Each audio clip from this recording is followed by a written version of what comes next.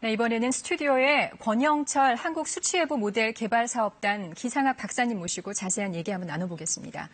자, 박사님, 네.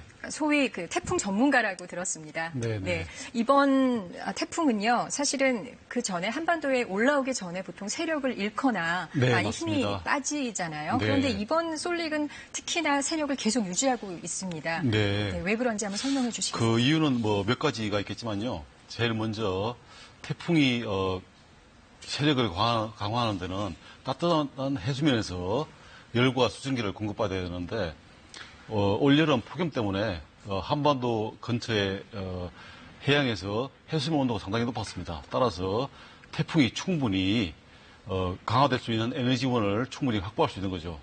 두 번째는 또 뭐냐면 태풍 솔릭이 그 시마론하고 상호작용을 하면서 진행 속도가 늦어지면서 따뜻한 바다에 오랫동안 머물면서 충분히 또 에너지를 공급받을 수 있는 그런 접근이 되었고, 마지막은 이제 좀 분석을 해봐야 되겠지만 태풍이 또 공기의 기류에 영향을 받거든요. 그래서 상층과 하층의 기류가 틀리면 그 태풍이 좀 옆으로 이렇게 눕게 됩니다. 네. 그게 되면은 이제 태풍이 좀 약화되는데, 제가 볼 때는 아마 그런 상하층의 공기 기류의 차이도 적어서 솔릭이 다른 태풍보다 좀 강하게 우리나라에 진출하지 않았나 그렇게 생각됩니다. 네. 네. 보통 이렇게 화면상에서 그 그래픽을 보면 네. 태풍의 모습이 보통 이렇게 퍼져 있고 네, 맞습니다. 딱 이렇게 명확한 그림이 아니거든요. 근데 맞습니다. 이번 태풍 솔릭을 보면 우리가 그 학교에서 배웠던 그림처럼 맞습니다. 너무나 예. 명확하고 태풍의 눈도 명확히 보이더라고요. 그렇습니다. 예. 그게 왜냐하면은 태풍이 이제 열대 지방에 생겨가지고 강하게 만들어져서 우리나라 근처 중위도로 오면서 그 태풍의 성격이 약간 바뀌어가지고 온대성 저기압 형태로 바뀌거든요, 주로. 그래서 말씀하신 대로 태풍이 우리나라 근처로 오면 세력이 약해지고 찬 공기를 만나고 찬 바다를 만나가지고 태풍이 좀 퍼지죠. 퍼져가지고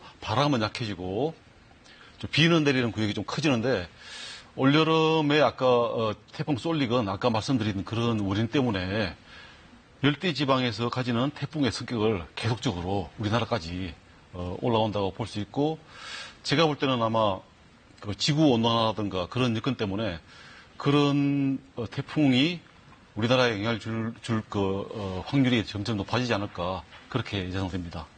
그 지구 온난화의 영향으로 확실히 태풍의 성격 그리고 태풍의 앞으로의 그 태풍이 오는 시기나 이런 것도 달라진다는 말씀이시죠? 달라질 가능성이 있죠. 사실 그 지구 온난화하고 태풍에 대해서는 사실 뭐 여러 가지 다양한 학설이 있습니다. 있는데 주된 학설은 뭐냐면 지구 온난화가 심해지면 강한 태풍이 생길 확률이 커진다. 왜냐하면은 공기가 따뜻해지니까 수증기를 많이 머금을 수 있고, 수증기가 또 많으면 아무래도 수증기가 태풍 주위에서 연결되면서 공기를 가열시키기 때문에 저기압이 더 강해지기 때문에 그렇고요.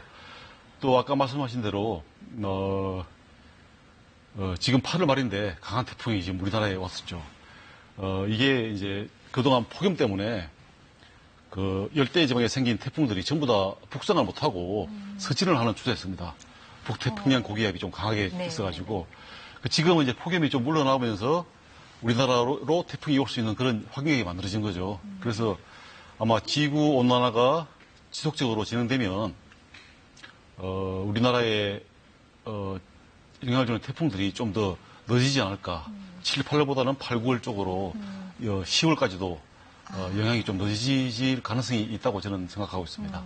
그렇군요. 이제 어렸을 때 생각해보면 태풍 하면은 보통 여름에 7, 8월에 온다고 맞습니다. 그렇게 알고 있는데 8월 말이에요. 그리고 9월, 10월에도 또 강한 태풍이 올 거라고 또 많이들 얘기를 하시거든요. 맞습니다. 지금도 그 열대 지방에서는 태풍이 계속 만들어지고 있거든요. 그래서 지금 기압 배치면 아마 앞으로도 우리나라에 영향을 주는 태풍이 좀 더 있지 않을까 그렇게 조심스럽게 생각하고 있습니다. 네.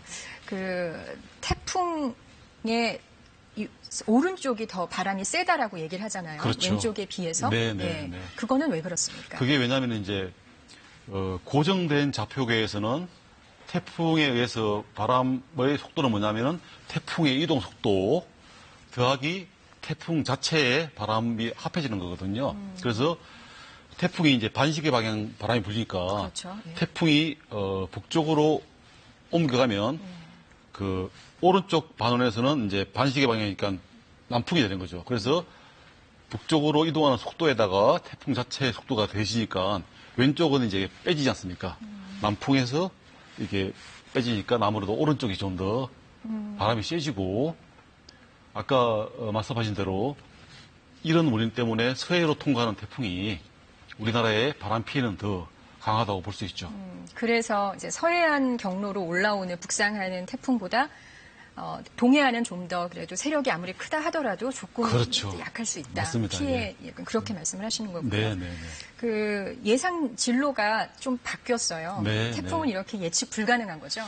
예측 불가능은 아닌데 예측 성이 이제 크지는 않은 거죠.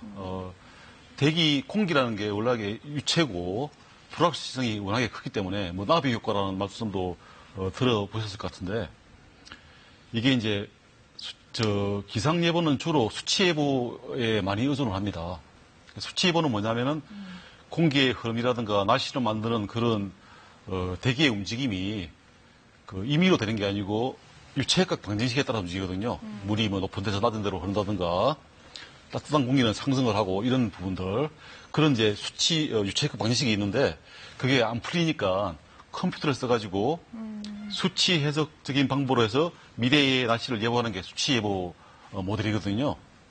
근데 이제 그게 근사적으로 구하다 보니까 예측 시간이 길어지면은 오차가 계속 쌓이는 거죠. 그래서 보면 2, 3일 예보보다는 5일 예보가 맞을 확률이 좀 적어지는 거죠. 그 오차가 계속 쌓이니까. 네, 네. 그러다 보니까 이제 예보관님들이 예보를 할 때 사실 뭐 태풍 예보가 많이 발전했습니다. 사실은 네. 국민들은 못 느끼겠지만 뭐 예보가 벌써 5일 전부터 쏠릭이 우리나라에 영향을 줄 가능성이 있다고 예보를 했으니까요. 하지만 그런 예보 정확성이 점점 떨어지기 때문에 태풍이 우리나라 근처로 다가오면서 점점 이제 그 진로를 바꾸게 되는 거고 좀 더 정확한 진로가 예보가 되는 것이죠. 네. 예. 태풍은 강한 바람과 함께 또 집중 호우를 같이 동반을 하잖아요. 네. 특히 그 태풍의 진행 방향 앞쪽으로 네, 네, 집중 네. 호우가 된다고 하는데 네. 그건 왜 그런 건가요? 좋은 질문이십니다. 이게 이제 비가 내리는 거는 뭐냐면은 공기 중에 있는 수증기가 응결돼가지고 이제 물로 떨어지는 현상이거든요. 그렇게 되려면 어떻게 되냐면은 공기가 상승을 해야 됩니다. 상승을 하면은 공기가 이제 팽창을 하고 온도가 떨어지면서 이제 그 안에 있는 수증기들이 응결돼서 비가 되는 거거든요. 근데 이제 그렇게 되려면은 하층에서는 공기가 수렴을 해야겠죠. 수렴을 하면 공기가 위로 올라가니까 네. 갈 데가 없으니까 태풍이 진행을 하면은 아무래도 태풍의 진행 방향 앞쪽에서 공기가 수렴을 많이 하겠죠. 태풍이 공기를 밀고 가니까. 그렇군요. 예, 그래서 앞쪽에서 공기가 수렴을 해서 대류가 생기고 비를 만들 가능성이 많아지는 거죠. 예. 알겠습니다. 아까 말씀하셨듯이 올해 사실 최악의 폭염이 있었기 때문에 네, 지금 쏠릭이 힘이 빠지지 않고 계속 네. 에너지를 가져가는 거잖아요. 그렇습니다. 네. 예. 그러면 어떻게 예보하십니까? 이게 점점 더 힘을 빠지지 않고 계속 갈 거라고 생각하십니까? 쏠릭 말씀이십니까? 네네. 근데 이제 태풍이 에너지를 얻는 게 따뜻한 해수면에서 에너지를 얻고 에너지 손실은 어떻게 되냐면은 육지에 상륙을 하면서 육지와의 마찰력 때문에 마찰력. 그 에너지가 뺏기는 거거든요. 네네. 근데 이제 쏠릭이 충분히 우리나라 근처로 진입하고 우리나라에 상륙하면 아무래도 마찰력 때문에 조금 약해질 거라고 생각됩니다. 그리고 통과해서 동해로 빠지면서 이제 온대성 지기화가 되면서 세력은 점차 줄어들 거라고 생각되는데 우리나라에 상륙할 때까지는 계속 강하게 올 것 같습니다. 네. 네. 쏠릭을 강한 중급 태풍이라고 표현을 하잖아요. 네, 그러면 네. 이제 강하다는 뜻과 중급이라는 뜻 이거를 네. 이제 좀 설명을 해주시면 어떻게? 그거는 이제 미국의 기상학자가 만든 스케일이 있는데요. 샤피로 심슨 스케일이라 가지고 최대풍의 속도에 따라서 태풍을 나눕니다. 그래서 지금 제가 정확하게 기억은 안 나지만 풍속이 초속 50m 이상이면 강한 태풍, 그 이하면 중급 태풍 이렇게 나누고 있습니다. 네, 그러면 저희가 조금 있다가 다시 한번 태풍에 대해서 말씀 나눠보겠습니다. 네, 알겠습니다. 네. 감사합니다.